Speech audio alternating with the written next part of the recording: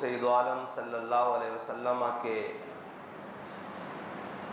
ادب اور آپ کے شہر کے ادب کی بات کرنے لگا ہوں، اس لیے کہ پوری دنیا میں ہم نے تو اپنی آنکھوں سے ایک شخص ہی دیکھا ہے جس نے سارے ادبوں کو چھوڑ کے حضور کا ادب بتایا ہے اور حضور کے ساتھ جو چیزیں منسلک ہیں ان کا ادب بتایا ہے، ورنہ ہم نے جہاں بھی دیکھا، جس کو بھی دیکھا، اس نے اپنا ادب ہی بتایا۔ اس نے کہا مینو منو، میری منو۔ بابا جی نے فرمایا نہ انہاں نو منو نہ انہاں دی منو، بس حضور نو منو،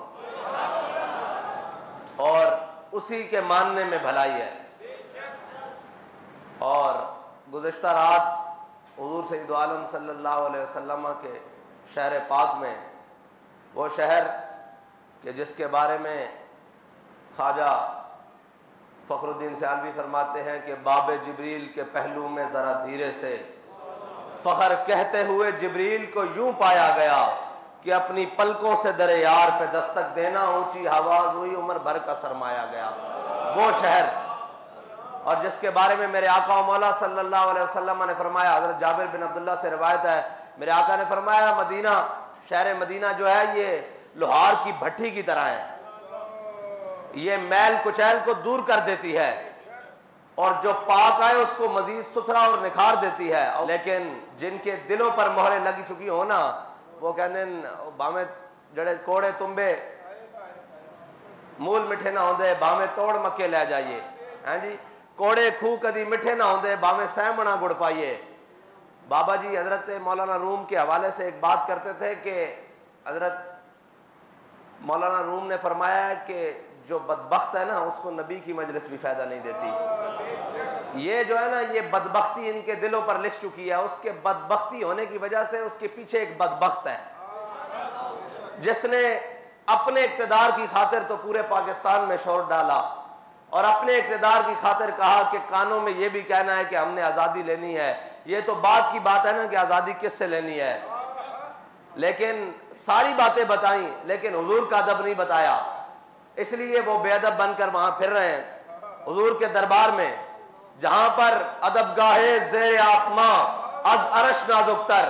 اور حضرت اسید بن حضیر جب حضور سید عالم صلی اللہ علیہ وسلم کی بارگاہ میں آئے نا تو آگے عیینہ بن حصن بیٹھا ہوا تھا۔ جب عیینہ بن حصن کو دیکھا تو وہ حضور کی طرف ایسے ٹانگیں پھیلا کے بیٹھا ہوا تھا بڑی بے باکی کے ساتھ، تو آپ نے فرمایا مجھے اگر حضور کی مجلس کا حیا نہ ہوتا نا تو میں تیرا پیٹ پھاڑ دیتا، اور یقین مانے اگر حضور کے شہر کا حیا نہ ہونا تو ان کو 100 جوتے لگائے جائے وہاں پر کہ تم حضور کی بارگاہ میں یہ باتیں کرتے ہو۔ لیکن ایک بات ہے کہ جنہوں نے باتیں کی وہ بھی بدبخت، پتہ ہے نا امام حسین کا بدلہ لینے والا مختار سقفی تھا، جب بدلہ مکمل ہو گیا نا تو اس نے بھی لعنت اپنے گلے لے لی۔ یہ کام بدبختی کرنے والے کون منسلک ہوئے؟ وہ بھی ایک بدبخت کے پیروکار منسلک ہوئے جن سے یہ کام لیا گیا۔ لیکن حضور سید عالم صلی اللہ علیہ وسلم کے دین کے لیے، حضور سید عالم صلی اللہ علیہ وسلم کی عزت و ناموس کے لیے جو بابا جی ہمیں سبق دے کر گئے نا، ہم نے اس سبق کو یاد رکھنا ہے اور حضور کے شہر کا اور حضور کی ساتھ نسبت رکھنے والی ہر چیز کا ادب کرنا ہے۔ اور ادب گاہے زیر آسماں از عرش نازک تر اور نفس گم کردہ می آیت جنید و با یزیدی جا۔ بابا جی ترمیم کر کے پڑھتے تھے نفس گم کردہ می آیت ابو بکر و عمر ایجا۔ یہ اتنی نازک بارگاہ ہے جہاں پہ اولیاء صحابہ سارے سانس روک کر بیٹھتے ہیں، تم وہاں پر اپنے بک بکارے لگاؤ، تمہارے لیے اللہ تعالیٰ کا بہت دردناک عذاب ہے۔ اگر تم حضور سید عالم صلی اللہ علیہ وسلم کے اس شہر کے بے حرمتی کرو اور اس شہر کے اندر اپنے ایک جھوٹے لیڈر کی خاطر، اس کی کیا حیثیت ہے بھائی؟ وہاں تو بڑے بڑے سرور اور تاج والے ایسے سر جھکا کر کھڑے ہیں، تم اس کے لیے باتیں کرتے پھرو۔ اور یہ بھی جو جاتے ہیں یہ اپنی شناخت کے ساتھ نہ جایا کریں، وہاں کوئی شناخت نہیں ہے، وہاں سب حضور کے غلام بن کر جایا کریں۔ جہاں جب یہ وہاں پروٹوکول لیں گے اور یہ ہوں گے تو پھر اللہ تو بڑا غیرت والا ہے نا، وہ سارے پروٹوکول والوں کو بے عزت کر دے گا۔ وہاں پر ہے ہی نہیں، وہاں پر تو بالکل ایسے سانس روک کر اور وہ دور جہاں جگہ ملے وہاں خاموشی سے کھڑے ہونا ہے، کیونکہ یہ بڑی نازک بارگاہ ہے۔ لا ترفعوا اصواتکم فوق صوت النبی، یہی بات تو حضرت صدیق اکبر نے کہا جیسے حضور کی ظاہری حیات میں ہے اسی طرح حضور کے جانے کے بعد بھی ہے کہ حضور کے سامنے آواز بلند نہیں کرنی. ہمارے علماء نے تو بڑی احتیاط کی ہے. یہ ساری باتیں اس لیے ہیں کہ ہم بتانا چاہتے ہیں کہ حضور سید عالم صلی اللہ علیہ وسلم کے شہر کو آپ عام معاملہ نہ سمجھیں اور اس بات کو کوئی چھوٹی بات نہ سمجھیں. وہ حضور کا دربار ہے. وہاں پہ تو انبیاء و اولیاء سانس روک کر ہمتن خاموش بیٹھے ہیں. 70,000 قدسی صبح و شام آ رہے ہیں جن کی خبر کسی کو نہیں ہے. وہ اسی لیے آ رہے ہیں کہ یہ حضور کا دربار ہے. اور یہاں تو سانس اونچی ہونے سے اعمال اکارت ہو جاتے ہیں. یہ وہ جگہ نہیں ہے جہاں پر آپ ایسے بے باکیاں کرتے جاؤ. بہتر ہے کہ تم وہاں جاؤ ہی نہ. بہتر ہے کہ تم وہاں جاؤ ہی نہیں. اگر تمہیں احساس پیدا ہو جائے تو تم تو کبھی تصور ہی نہ کرو کہ ہم اس بارگاہ میں کھڑے کیسے ہوں گے. رکتے ہیں یہیں قدم آ کے اہل نظر کے, اس کوچے سے آگے نہ زماں ہے نہ زمیں ہے. اور ہر ایک کو میسر کہاں تیرے در کی غلامی, اس در کا تو درباں بھی جبریل امی ہے. یہ کوئی عام بات نہیں ہے اور بڑی خطرناک بات ہے. اتنی بے باکیاں اچھی نہیں ہیں. اتنی بے باکیاں اچھی نہیں ہیں. یہ نہ ہو کہ اللہ کا قہر اور اللہ کا جناب جلال وہ جوش میں آ جائے اور تم سب کو بھسم کر کے رکھ دے.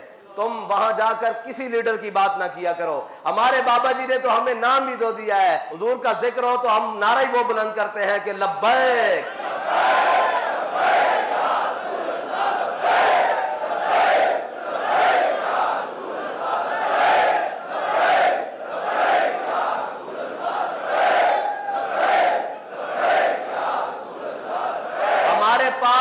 نعرہ اور اعلامیہ اور بیانیہ ہی وہ ہے جس میں ذاتی تشخص ہے ہی نہیں, جس میں ذاتی شخصیت ہے ہی نہیں.